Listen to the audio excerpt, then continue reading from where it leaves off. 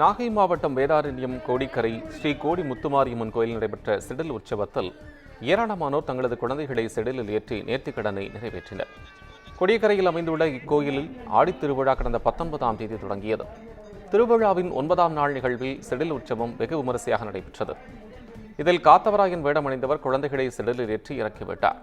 இதில் நூற்றுக்கணக்கானோர் தங்களது குழந்தைகளை செடிலில் ஏற்றி நேர்த்திக்கடனை நிறைவேற்றினர்.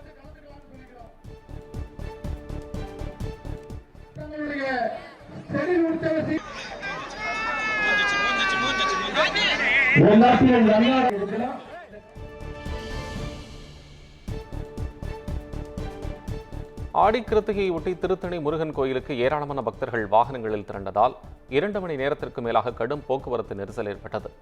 முருகனின் 5ஆம் படை வீடான புகழ்பெற்ற திருத்தணி முருகன் கோயிலில் ஆடி கிருத்திகை தெப்பத் திருவிழா நேற்று தொடங்கியது. இதையொட்டி மலைக்கோவிலில் சுவாமி தரிசனம் செய்ய அதிக அளவில் வெளியூர் பக்தர்கள் வாகனங்களில் வருகை புரிந்தனர். இதனால் திருத்தணி, அரக்கோணம் சாலை, ரயில் நிலையம் சாலை, மார்க்கெட் சாலை, கோயில் அடிவார பகுதிகளில் கடும் போக்குவரத்து நெரிசல் ஏற்பட்டது. 2 மணி நேரத்திற்கு மேலாக போக்குவரத்து நெரிசல் ஏற்பட்டதால் வாகன ஓட்டிகள் மட்டுமின்றி பொதுமக்களும் கடும் அவதியடைந்தனர்.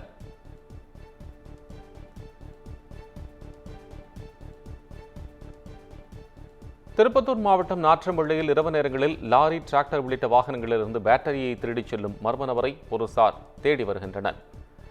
நாற்றம்பள்ளியைச் சேர்ந்த திருப்பதி என்பவர் செங்கல் சூளை நடத்தி வருகிறார். இதற்காக 2 டிராக்டர் மற்றும் ஒரு டிப்பர் லாரியை பயன்படுத்தி வரும் அவர் அவற்றை தனது வீட்டின் வெளியே நிறுத்திவிட்டு தூங்கச் சென்றுள்ளார். இந்த நிலையில் காலையில் வந்து பார்த்தபோது லாரி மற்றும் டிராக்டர்களில் இருந்த 4 பேட்டரிகளும் திருடு போனது தெரியவந்தது. இதையடுத்து வீட்டின் வெளியே பொருத்தப்பட்டிருந்த சிசிடிவியை பார்த்தபோது மர்ம நபர் ஒருவர் பேட்டரிகளை திருடிச் செல்லும் காட்சிகள் பதிவாகியிருந்தன. இதுகுறித்து திருப்பதி அளித்த புகாரின் பேரில் போலீசார் விசாரணையில் ஈடுபட்டுள்ளனர்.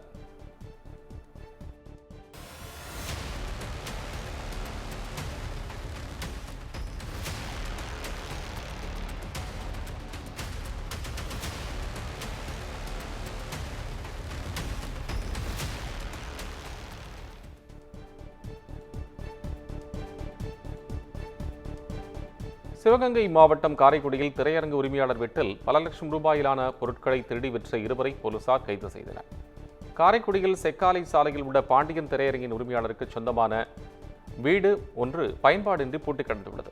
இந்த நிலையில் அந்த வீட்டில் இருந்த குளிரூட்டிகள், புகைப்பட கேமராக்கள், கலைப்பொருட்கள் என பல லட்சம் ரூபாயிலான பொருட்கள் மாயமானதால் திரையரங்கு உரிமையாளர் பாண்டியன் புகார் அளித்திருந்தார். இதுகுறித்து டிஎஸ்பி தலைமையிலான தனிப்படையினர் நாகராஜ், அபிஷேக் ஆகியோரை கைது செய்தனர். விசாரணையில் திருடிய பொருட்களின் உதிரி பாகங்கள், உலோகப் பொருட்களை பழைய இரும்பு கடையில் விற்று மது அருந்தி வந்தது தெரிய வந்துள்ளது.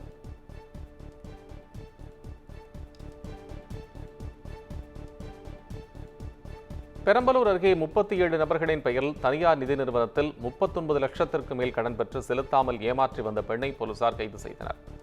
செட்டிகுளம் மலையடிவாரத்தைச் சேர்ந்த சத்யா என்ற பெண்ணிடம் வசந்தி என்பவர் குடும்ப கஷ்டத்திற்காக தனியார் நிதி நிறுவனத்தில் கடன் பெற்று தரும்படி கூறியுள்ளார். அதனை நம்பி சத்யா தனியார் நிறுவனத்தில் கடன் பெற்று வந்துள்ளார். ஆனால் வசந்தி தவணையை செலுத்தாததால் நிதி நிறுவன ஊழியர்கள் தொந்தரவு செய்வதாகவும் புகார் அளித்துள்ளார். விசாரணையில் இதேபோல் 36 பேரிடம் வெவ்வேறு நிதி நிறுவனங்களிலிருந்து 39,10,880 ரூபாய் பெற்றுக் கொண்டதாக கூறப்படுகிறது. புகாரின் பேரில் வசந்தி மீது வழக்கு பதிவு செய்த போலீசார் அவரை கைது செய்தனர்.